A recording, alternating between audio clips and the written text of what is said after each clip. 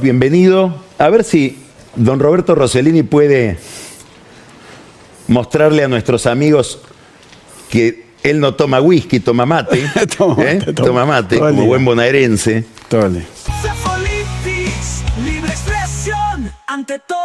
Bueno, lo primero que me gustaría preguntarte es, y la respuesta más o menos todos la vamos a imaginar, ¿qué te produce o qué juicio tenés como político, como gobernador, que está muy involucrado en la escena pública por gobernar una provincia como Buenos Aires, pero también como economista, el discurso de Milei de esta noche tan enfocado de nuevo en lo fiscal? Mirá, bueno, yo lo venía escuchando viniendo para acá, así que no es que elaboré demasiado, ni tenemos el presupuesto a la vista, porque al fin y al cabo estaba presentando el presupuesto. En cuanto al discurso en sí, disco rayado, la verdad que son los argumentos que viene exponiendo Milei desde el comienzo. Yo creo que además recurrió a una frase tristemente célebre por Macri, lo peor ya pasó, es de marzo del 18, Macri en el Congreso abriendo las sesiones después de las elecciones del 17, dice, lo peor ya pasó, forma parte de una familia de frases remanidas de la derecha argentina, hay luz al final del túnel, el segundo semestre, los brotes verdes. Lo que le pasa a Milei... Te falta la más importante de todas. Bueno, sí, hay que pasar al invierno, sí. Está bien, la derecha argentina acuñó varias, todas fracasadas. Lo que le pasa a Milei, el drama que tiene, es que nos viene mintiendo hace mucho. Esto, ¿te acordás de que iba a recuperarse en 3 meses como una B corta? Dijo que después me cargaban porque hice un chiste con eso, pedo de buzo. Dijo, va a crecer la economía, eso lo habrá dicho a mediados del primer año de su gobierno, está creciendo. Y la verdad que lo que se ve es que después de la devaluación de cuando subió, hubo una caída muy fuerte, dramática, que todavía persiste, sobre salarios, jubilaciones, sobre actividad económica, ahora también, sobre construcción, sobre presupuestos varios, obra pública, es decir, que la economía está mucho peor desde que llegó Milei, y lejos de haber rebotado, lo que tenemos desde más o menos, digamos, marzo de este año, es que dejó de rebotar y empezó de nuevo a caer. Ahora te hago una pregunta. ¿Se puede analizar la política económica? 2 preguntas te quiero hacer respecto de esto. La primera es esta. ¿Se puede analizar la política económica de Milei como si la película de la economía argentina y de la economía reciente argentina se hubiera iniciado con él, sin mirar, por ejemplo, la herencia que dejan Alberto y Massa? No se puede mirar nunca un solo episodio, una foto, hay que ver la película. Eso, ¿cuánto por supuesto, tiene que ver esa herencia? Mira, el problema acá de Milei es que vendió espejito de colores en la campaña, que prometió que iba a ser un plan neoliberal. Pero yo no te pregunto por el problema de Milei, te pregunto por el problema de Alberto y de Massa. Sí, pero te digo cuál es el problema que yo veo en la política de Milei.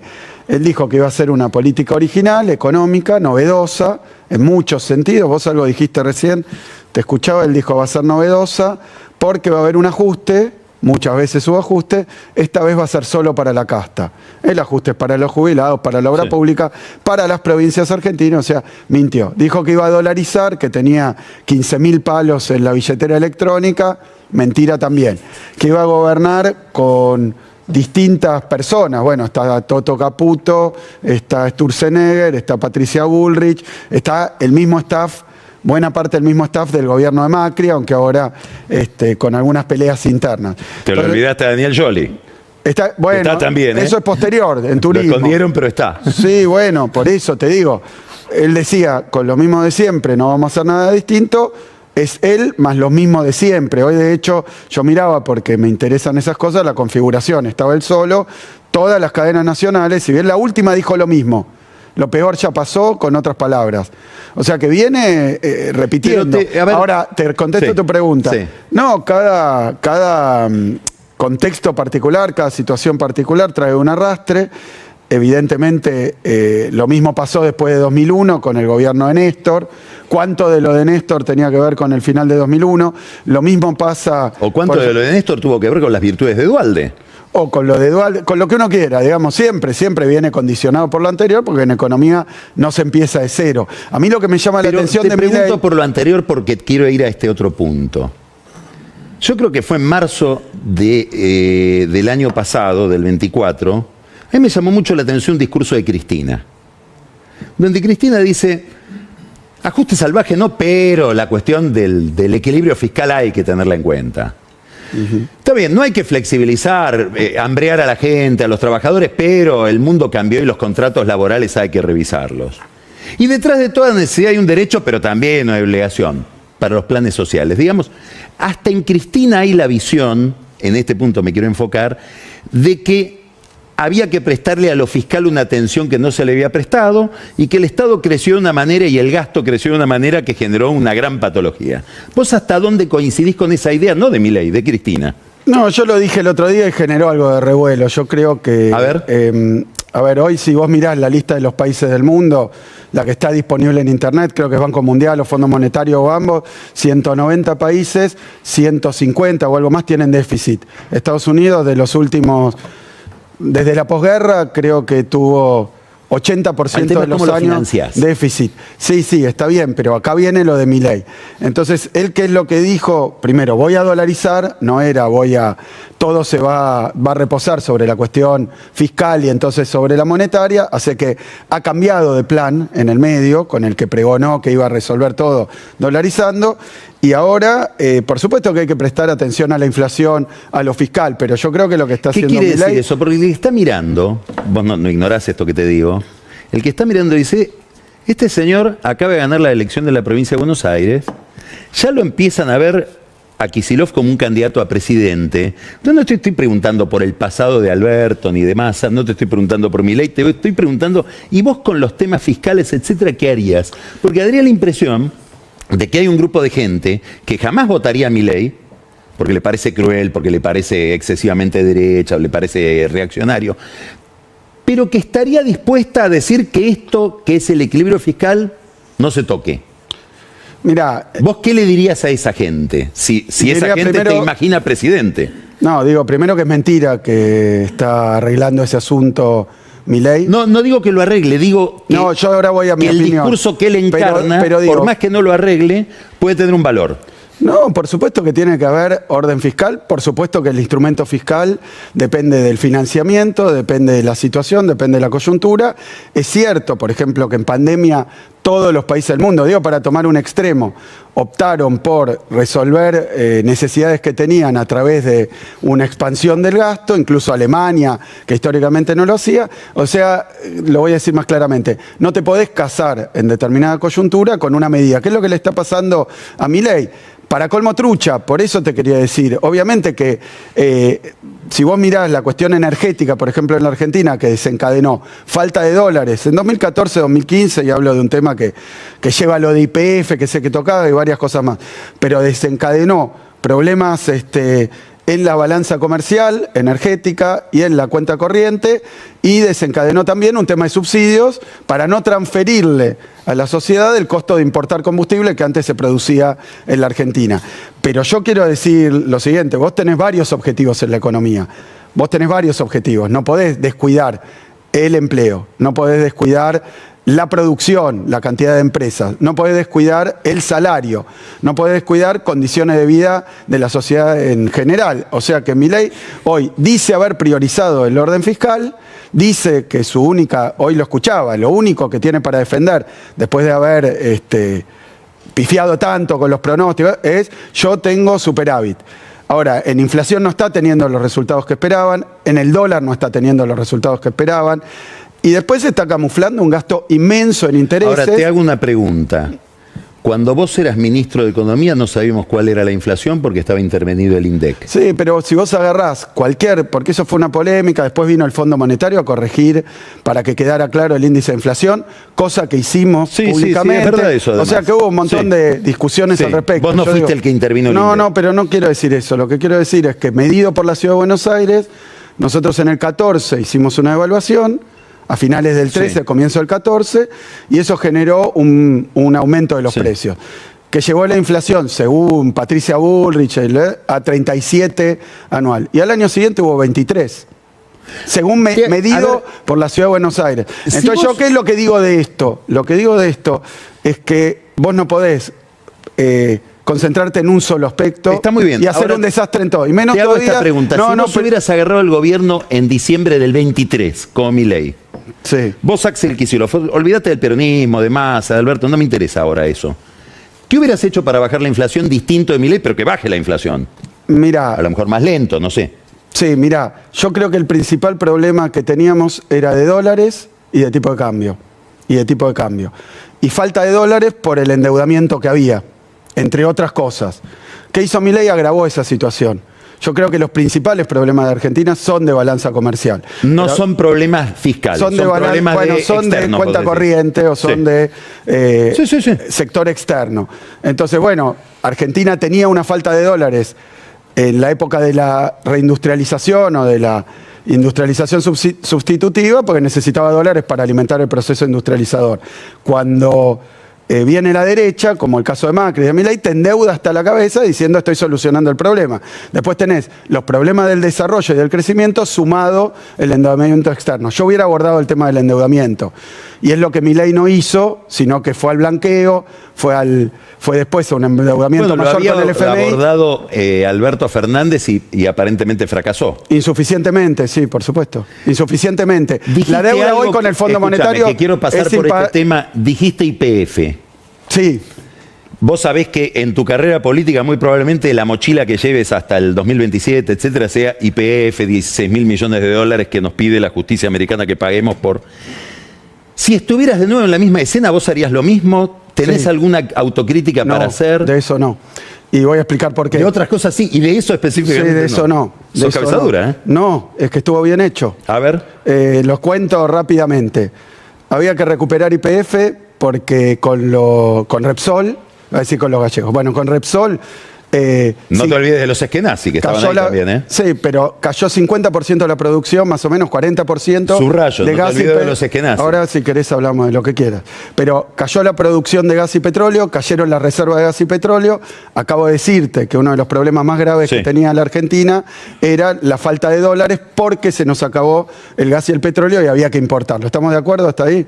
Sí, Entonces, había una política de tarifas equivocada No, que muchas veces no. Kirchner quiso corregir y no se animó. Podemos discutirlo también. Yo digo, el problema se ocasiona cuando pasamos a tener un superávit energético a tener un déficit energético en 5 años, más o menos, por responsabilidad de Repsol.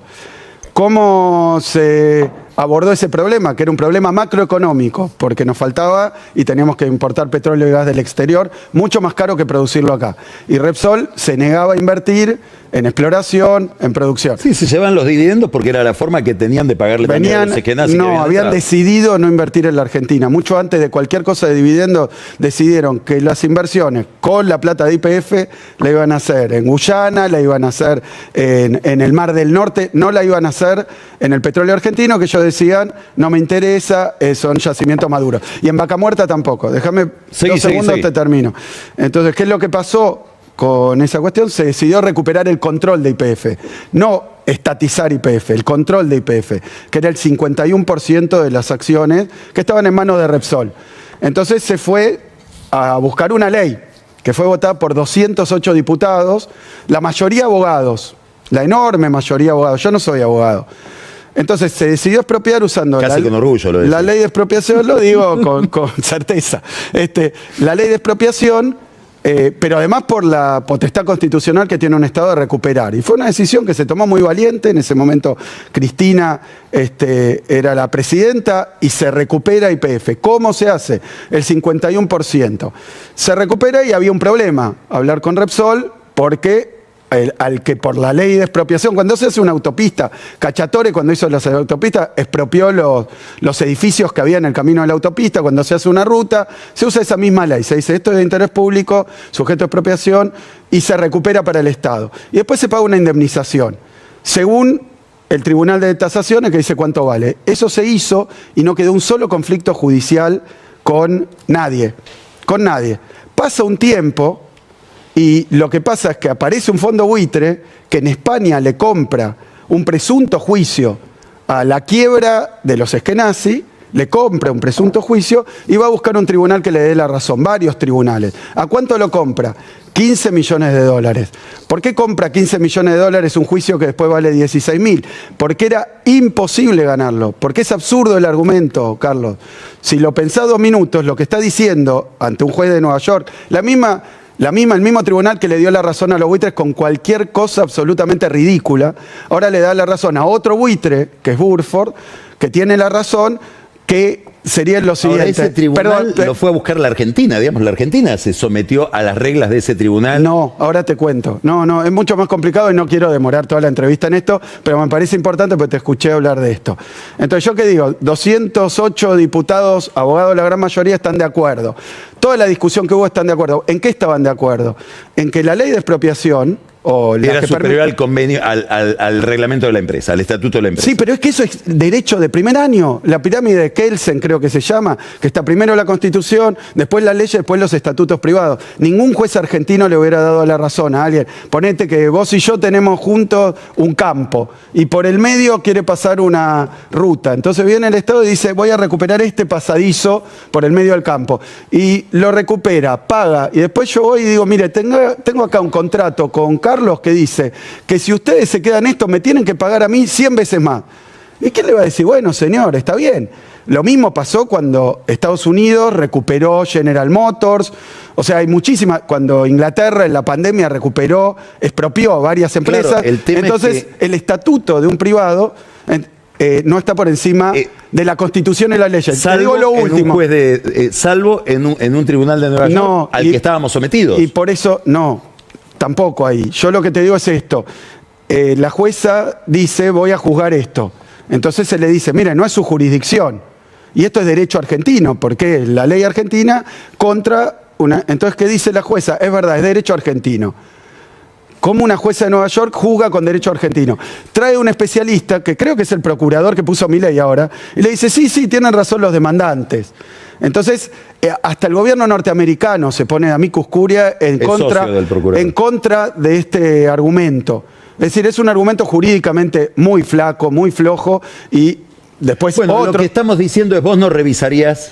No, a mí me parece que, a ver, te digo, por ejemplo, el otro día Marín, no, porque si no habría que haber recuperado el 100% y hubieran dicho, le pagan a los esquenazis, le pagan a no sé qué, una cifra que dice el estatuto, nunca podría haber pagado la cifra del estatuto porque es ilegal pagarla. Es ilegal para el derecho argentino. Bueno, cambiemos de tema. ¿Cómo te imaginas vos a partir de la elección del 7 de septiembre que va a ir la elección de octubre?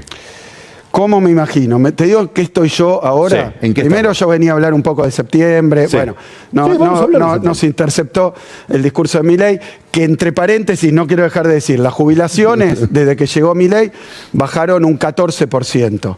No sé cuánto dijo, yo no hice los cálculos. 17 creo que dijo reales que va a subir, creo. No, entendí mucho menos, pero bueno. Veremos.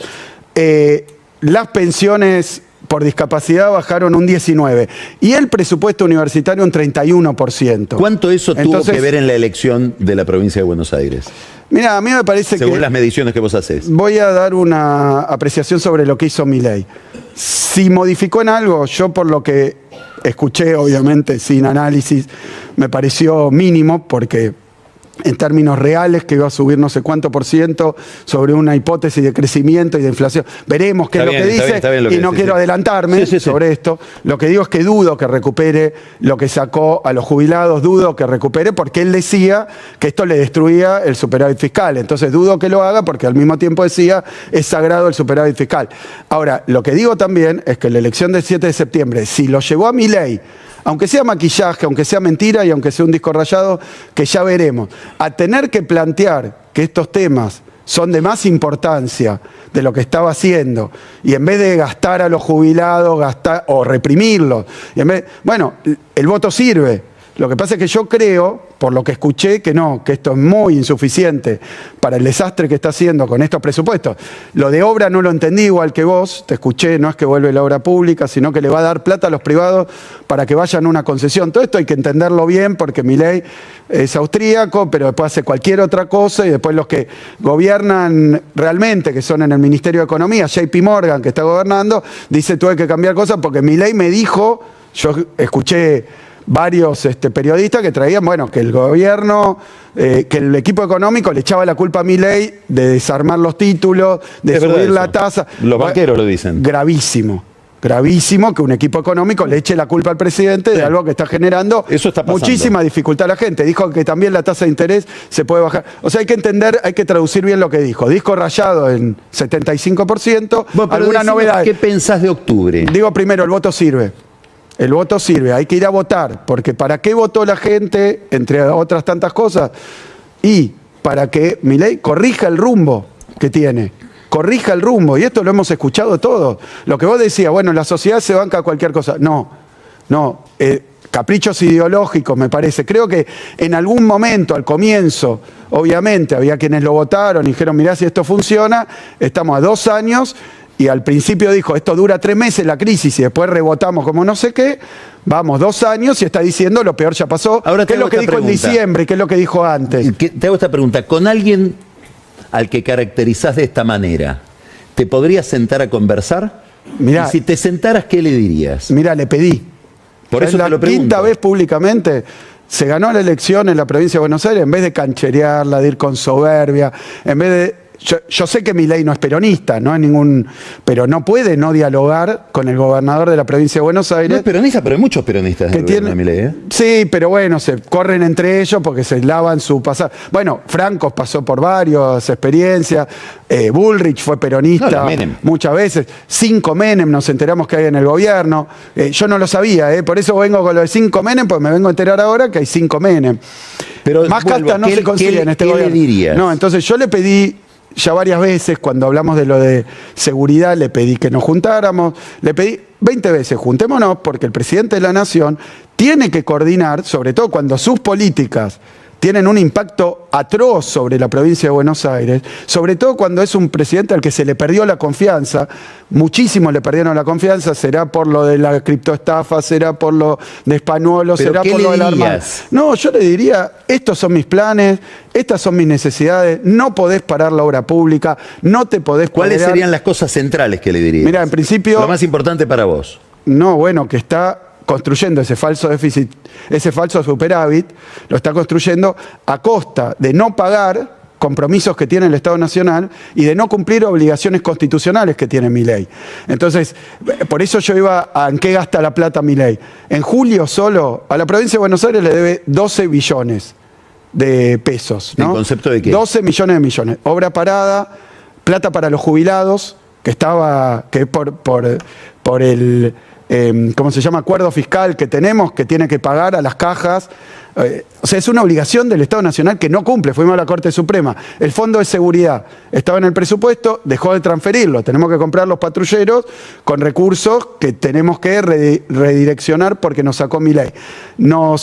Al mismo tiempo nos sacó el Fondo de Incentivos Docentes. Se desentendió de absolutamente todo lo que tiene que ver con la realidad. También lo invitaría a que conozca lo que está produciendo en los barrios populares, lo que está produciendo. Hay problemas graves, Carlos, yo no estoy exagerando, y preguntarle a Rodrigo Sarazaga, que vos tenés contacto, estamos teniendo problemas de pibes que comen en la escuela y solo en la escuela. Obviamente uno dice, bueno, pero eso venía de largo. Yo te digo, se está grabando muy rápidamente, comercios cerrados por todos lados, empresas, te traje una lista, es una carnicería de empresas lo que está haciendo Milei. El consumo de carne, porque dije carnicería, peor nivel en los últimos 100 años, consumo de leche, está generando una crisis muy grave con las políticas y con las decisiones que toma y con la ausencia que tiene, porque el Estado Nacional no puede dejar de dar medicamentos oncológicos, no es que entonces nadie, lo tomamos las provincias, lo toman los municipios, y si al mismo tiempo nosotros tenemos que dar respuesta y nos quitan todos los recursos que nos corresponde, y bueno, está engendrando él un problema muy grave y lo tiene que conocer por ser presidente. Yo no estoy esperando que se haga peronista porque la elección le dio mal, pero estoy esperando que tome registro, que no niegue la realidad, que vea lo que está ocurriendo, que vea que, relación mira, por tenés ejemplo, vos? el alto horno de San Nicolás, de la zona del norte, de la provincia de Buenos Aires, toda la industria metalúrgica, toda está en una crisis tremenda. ¿Por qué? Porque vos decías, dólar barato, y eso es como un populismo cambiario, se dijo alguna vez, porque el dólar barato te hace que tu salario en dólares sea mayor. Pero lo que estamos teniendo es una crisis del turismo local, una crisis de la producción local en muchísimas ramas. Está siendo un industricidio, pero a la enésima. Te hago y esta rápidamente, pregunta. entonces yo le diría, Milei, vení a ver la realidad que está generando y no te desentiendas porque sos presidente, porque te votaron y porque no es que vos, alguien te votó para que con ese club de la ultraderecha andes de influencer explicando cuál es la escuela austríaca, ahora se va de nuevo de viaje. Vení a ver, vení a una escuela, vení a un hospital, vení a ver la realidad, a conocerla porque obviamente la desconoce. Entonces, sigamos con la política, porque hay muchas preguntas para hacerte, muchas curiosidades respecto de tu política y de tu situación en este momento. ¿Cómo está tu relación con Cristina?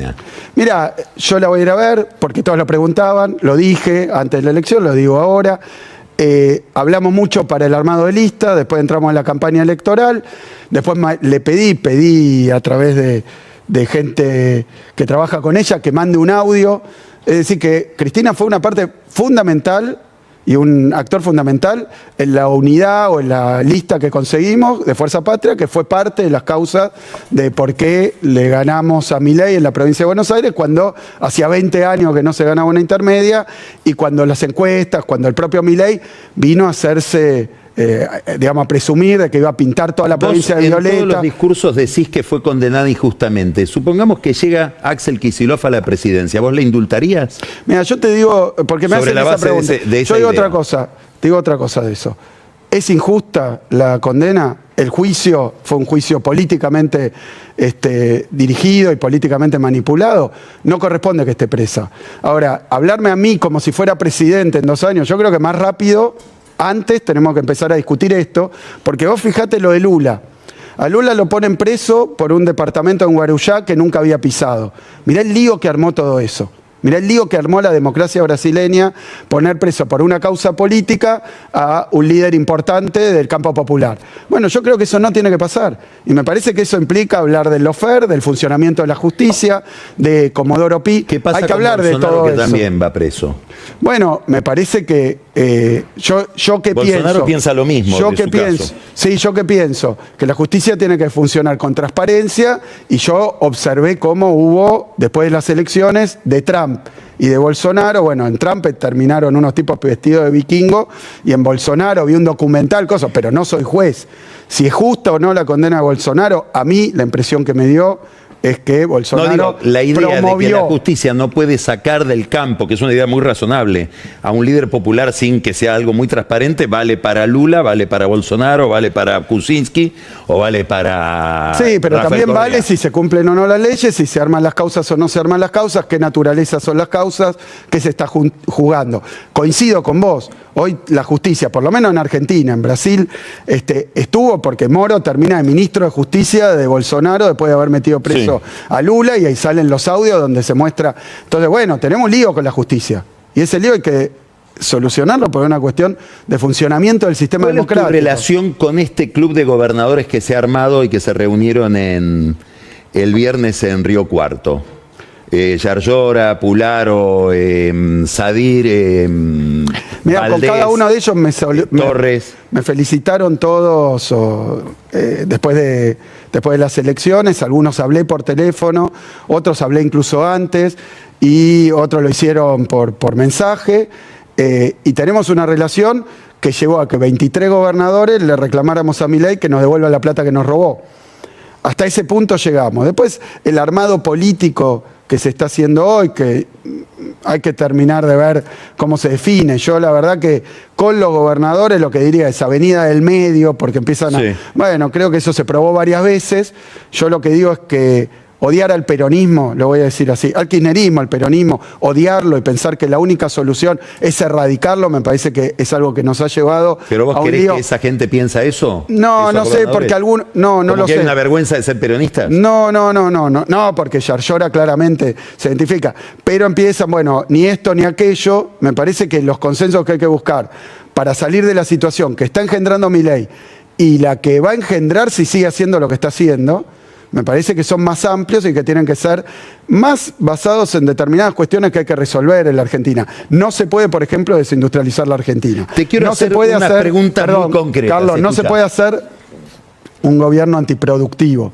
No se puede despreciar la pérdida de trabajo. Hay que proteger el trabajo y el salario. Quiero que bajes a cosas más concretas con esto que estás diciendo. Te voy a hacer un ejercicio que te va a resultar a lo mejor incómodo, no sé.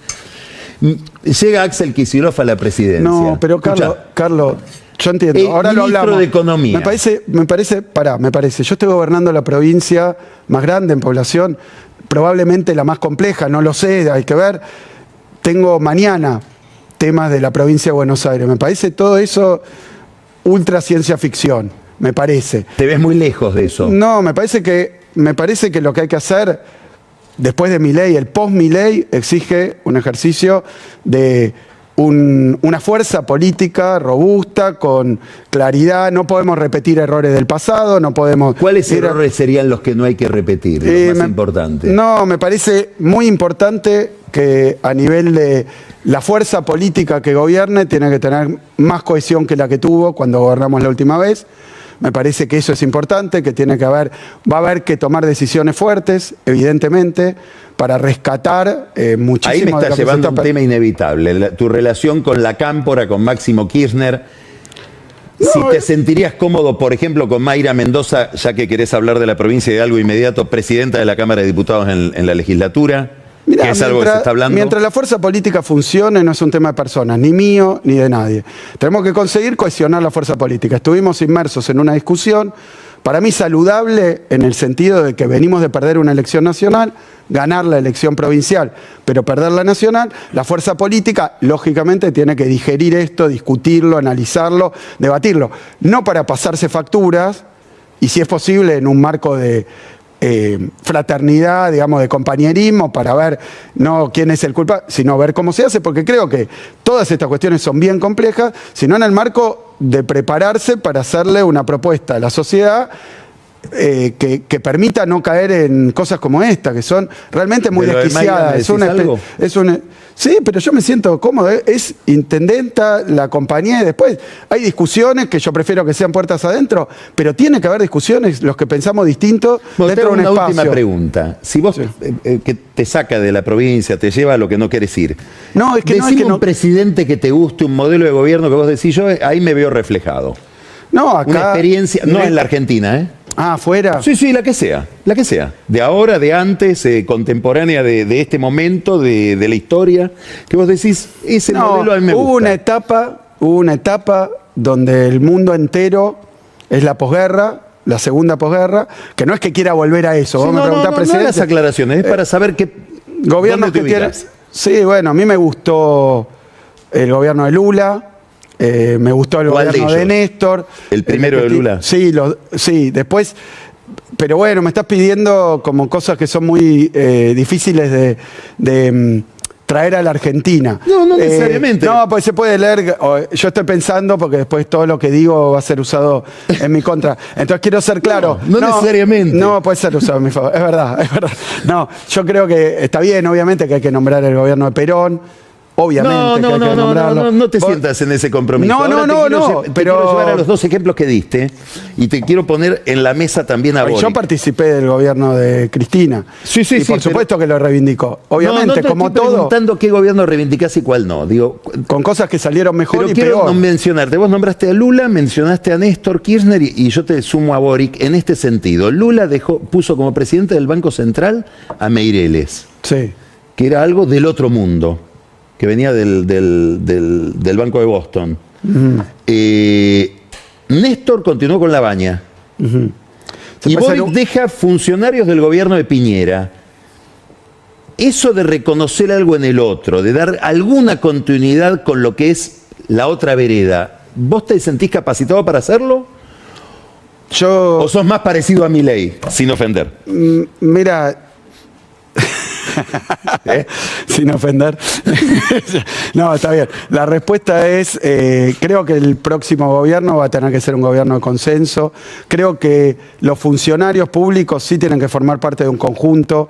Creo que, bueno, lo estamos viendo ahora, el Banco Central, que siempre se hablaba de la independencia o no. Bueno, hoy el presidente del Banco Central es parte integrante prácticamente y, digamos, subordinado a las decisiones, no sé si el presidente, pues no sé si las toma Milei, pero por lo menos de Toto Caputo es parte era socio, era lo mismo, no. Entonces yo sí creo que hay que diseñar una política económica e implementarla, y que hay hombres de otras tradiciones políticas que tienen la capacidad de hacerlo, por supuesto. El problema es si alguien toma un cargo y dice, entonces yo voy a hacer la política que se me canta y lo que pienso descoordinada de todo el resto del gobierno. Por eso me parece que tiene que haber una unicidad en el programa económico y en el programa de gobierno y objetivos compartidos. Yo me acuerdo lo que pasó con Redrado en el Banco Central y entonces digo, está bien, el problema que surge ahí es si una persona que está formando parte de un gobierno puede decir yo hago lo que quiero, más allá de lo de la independencia del Banco Central, lo tomo como ejemplo. Sí me parece que hay hombres con los que compartí gobierno que no pensaban igual, tanto en el gobierno de Cristina, qué sé yo. Teníamos en la parte de Hacienda, estaba Pessoa, que es un hombre que viene... Juan Carlos es amigo, pero probablemente no piense lo mismo en materia fiscal, económica o fiscal, y bueno, y lo mismo Rigo después. O sea que son hombres que han hecho muy bien su trabajo y que han trabajado y que además forman parte de un gobierno que tenía una orgánica. Bueno, y la nos respetaban. quedan muchos temas de la provincia de Buenos Aires que los hablaremos en la próxima. Bien. Muchas gracias. Bueno, gracias a vos. Gracias. Y bueno, a votar en octubre. Libre expresión ante todo.